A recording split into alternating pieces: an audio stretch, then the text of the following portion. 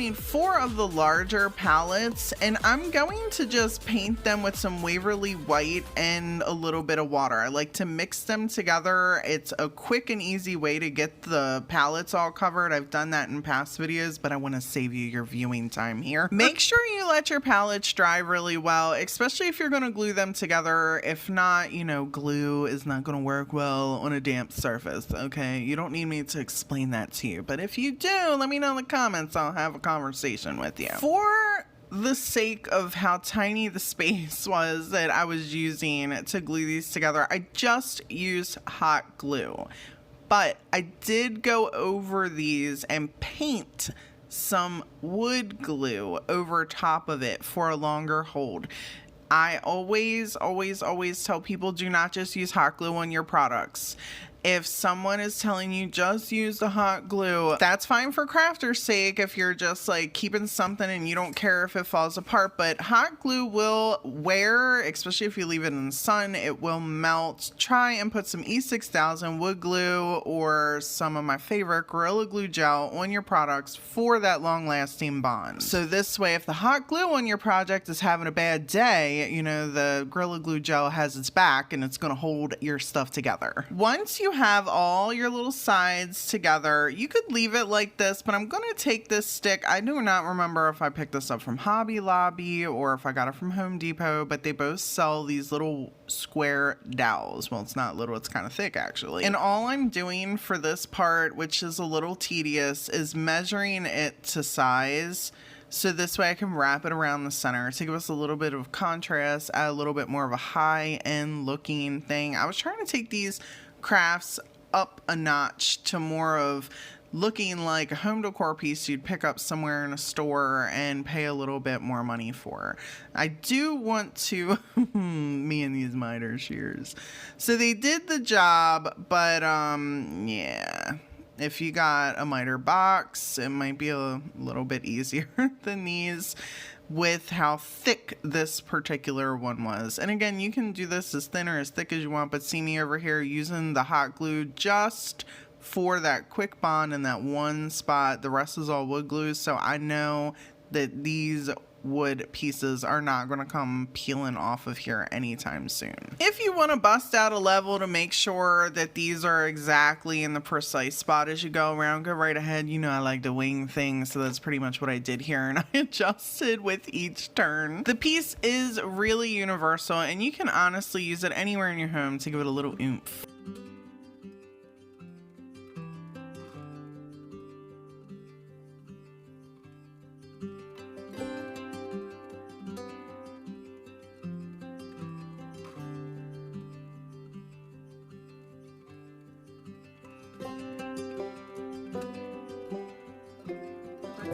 One of these pallets and a piece of this decorative pine molding from Home Depot. You can pick these pieces up in little 4-foot sizes, but this one I had 8 foot and I cut it down to size. And then we're gonna bring in the miter shears. I may complain about these joints a lot, but one thing these are great at is cutting molding at a 45-degree angle and making your DIYs so much easier than having to go use a miter box or, you know, a saw. Look how beautiful that is. And it took me like 2 seconds. Whenever you're creating a frame, and this is really for anything, best way for me to explain this is to measure your corner at the tip of the end and then cut your way in.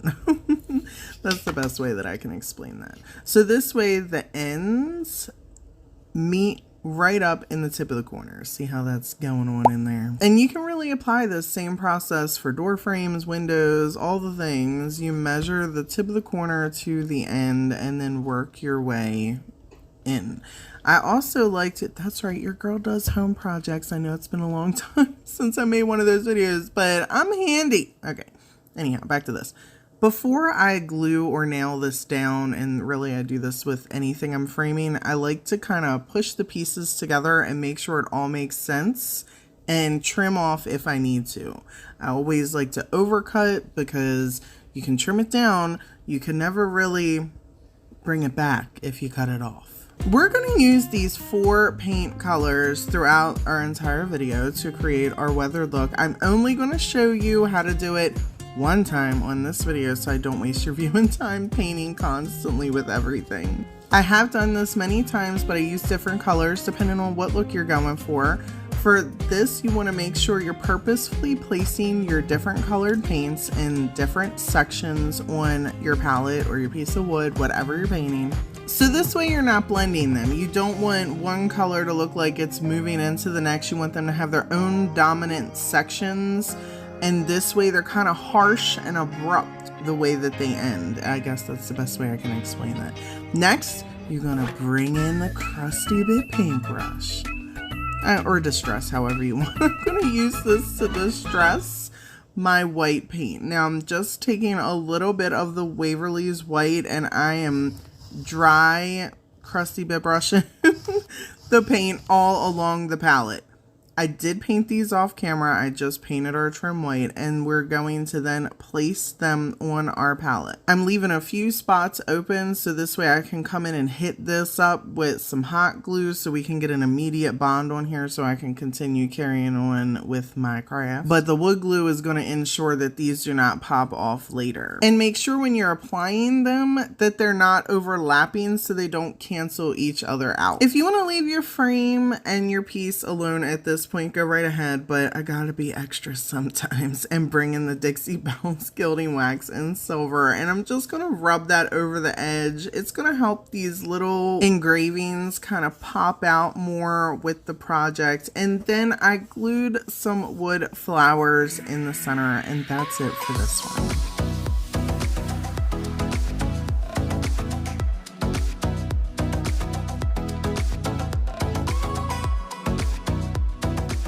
And here's our 3 palettes we're going to use for our next DIY, people. I can't even. I'm like trying to show you the paint. Like, look at my pretty white and gray weathered look that I accomplished on here.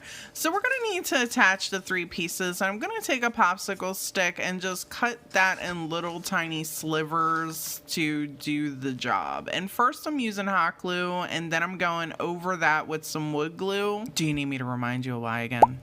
No? Okay, so let's carry on then. Once I did this for this particular project, I let this dry for a little bit, like 30 minutes, just to really give that glue a chance to set in, because we're going to be pressing on these seams a bit with the jute twine and the super glue gel. Now, you can use whatever you want. I'm just using the... Anybody else wonder what the hell, like, why is there always these weird things sticking out of the twine? Like, what is that? Like, why are these crusty bits on my twine? Like, I always question myself, like, why am I purchasing that? Anyhow, sorry, side rant.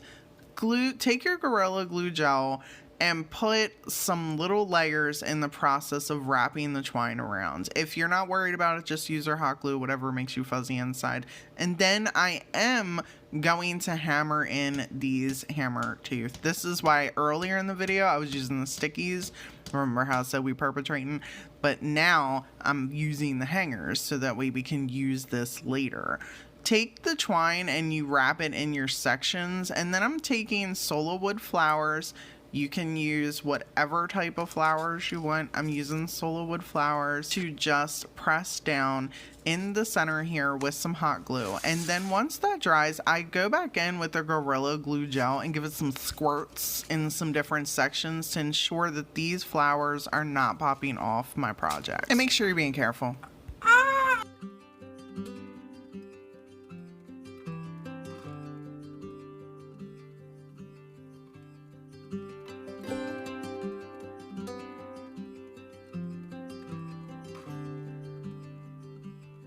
We're going to need 3 of the long pallets, and make sure you glue them together and then you let this sit. I'm using a tumbling block because this is going to hang on the wall and I want a brace away from the wall. I don't want pallets to just lean on the wall. So the tumbling blocks are thick enough that allow you a little pop out because they will hit the wall versus the pallets. And then I'm taking just a couple little tumbling blocks that I have laying around to kind of prop it up. And then I'm taking different color paints to give this a very vibrant weathered look and making sure that I'm drying in between rotating the colors. A lot of times I skip the painting, and some people complain about that and other people love it. And for stuff like this, because I'm using certain colors, I like to show you exactly what I'm doing and how I'm doing it, so you at home, because you know I'm showing you how to do it, can recreate that. So when I'm doing something like this, I'm purposefully placing the paint. It is not just a smear tactic. I'm not trying to smear anything. I am purposefully placing the paint and overlapping the paint very deliberately, making sure it's dry. Then I'm taking a crusty bit paintbrush and I'm putting some chalk paint on it and scraping it so we get a heavy amount off, so we can give this a nice dry brushing. This is a little dry brushing hack that I've discovered recently that I'm in love with, and it allows me to just kind of go over and give the project a nice natural looking finish quickly. It doesn't take long at all. Then I had this trim laying around that I picked up from Home Depot, and I measured it to size. This, my people, is where I love these miter shears. Look at this baby. Look how precise and delicious that cut looks. And let me just tell you something. If I had to hand saw this with that miter box, I would throw that sucker across my patio because I would be so frustrated. And these miter shears made it all so simple. Now, I gotta thank Angela Jones DIY and Crafty Kathy for this whole let me grab a tin can and make a tin can project. I seen Crafty Kathy do some pretty amazing projects, and Angela Jones like, oh, you know, they're in right now. And I'm like, okay, I'm gonna go get me a tin can. So I got a tin can, and I'm like, oh, I don't want to do what everybody else is doing. They're pinching the can, and, you know, they're beautiful, but, you know, I got to be different if I'm going to give y'all an idea. So I'm like, let me cut the can in half and use these wire cutters. And 10 minutes later, I'm cussing Crafty Kathy out and wishing Angela wasn't my friend anymore. Like, why did I listen to them? But anyhow, it's beautiful. This project turned out amazing. I'm glad I did it. I used some chalk paint to just give it one coat and let that dry. And then I'm making myself a little hanger, taking several pieces of twine, and then using my nail gun or staple gun the proper way, okay, made sure it was the right way and stapled them, and then I twirled the twine all the way to the other side to give it a cute little look, and then stapled it down on the other side, so we had ourselves a nice little hanger. And then I'm gonna take this Easter napkin, just using the little floral piece in the egg. I'm not using the whole egg, and taking a gloss, I know we're using gloss Mod Podge, not a matte, and putting the napkin pieces I cut into sections on here. And no, you're not going to see me bringing the sponge either, because I'm not worried if this is perfect or has seams or if it's wrinkly. It did not matter. We're making this look like an old tin can that is just super cute with some, you know, character. And I gotta tell you, I wouldn't mind doing a whole tin can like this either, not just the half a tin can, but for this project it made sense just to do the half. Or if you like that pinched looking can, go ahead and make that pinch sucker. That would look really cute on here too. Put a little rope on there so it hangs, or, you know, some embellishments. However, this is just a cute idea. I am taking some paints and just kind of blending the piece in, and then I'm getting to use for the first time. But I did want to show you, if you don't have a stamper, you can use anything like, you know, the top of this Waverly can. Put your stamp on here and it just stays. And then you can stamp it on whatever without having to buy the extra pieces. I do have mine. I just was lazy and didn't know where the hell it was and didn't want to take the time to go find it while I was trying to film. Also, not every piece pressed on there perfect, so I took a dotting pen and filled it in.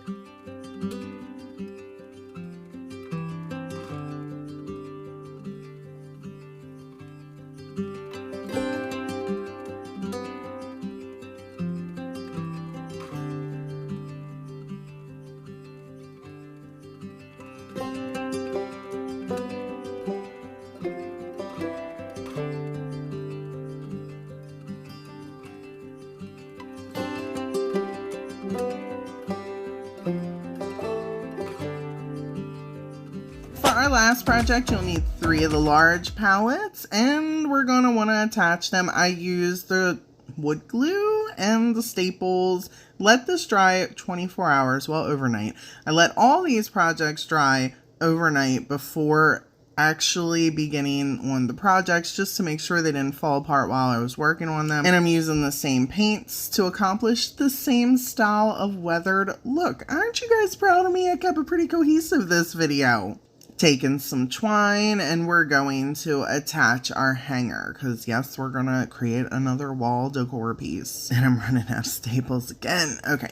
So you may think to yourself, like, Brainy, this looks a little familiar. I feel like you've done this style, and I kind of have. Do you remember the tin piece that I have? I'll pop that up here for you. Aww. I know, you guys are so nice. It's such a nice piece. Anyhow, we're taking that idea and recycling it into a bucket wall decor piece. And we're going to start off by using a piece of fabric.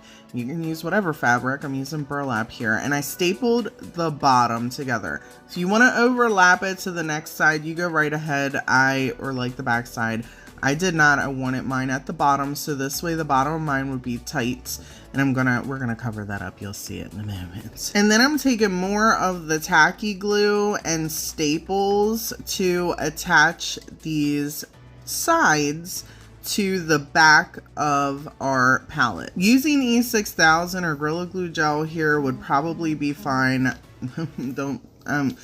Listen, if you want to use hot glue too, you go right ahead. But for me, I just felt like this is going to have the best outcome. This is going up for sale in my vendor space, so I wanted to make sure that the piece was going to hold together. And here is our little pocket. See how it's really loose at the top and then it's kind of tight at the bottom? I just love how cute this turned out.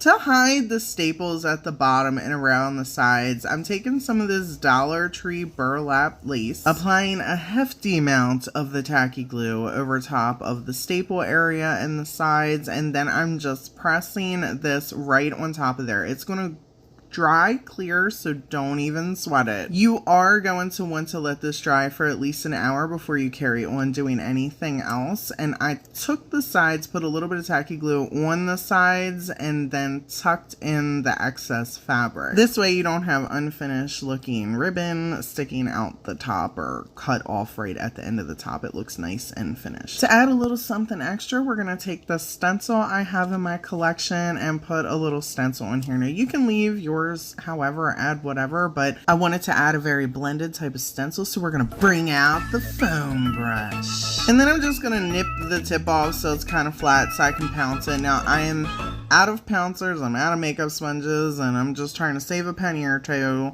so that's what I'm using. I am taking these 2 colors and just going to blend them on up. Like I said, I am not trying to create a stencil that really pops out. I want a blended stencil, something that you're kind of like, ooh, what is that? There's some type of decoration on there.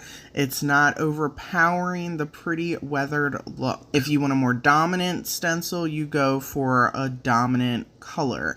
I am going to add a little bit of black on here just to have some edges pop out. And that's going to be it for our last project, people.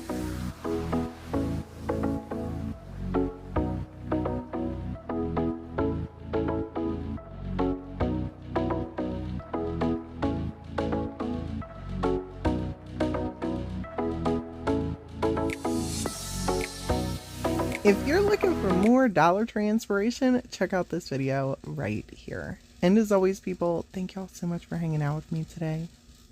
Until next time.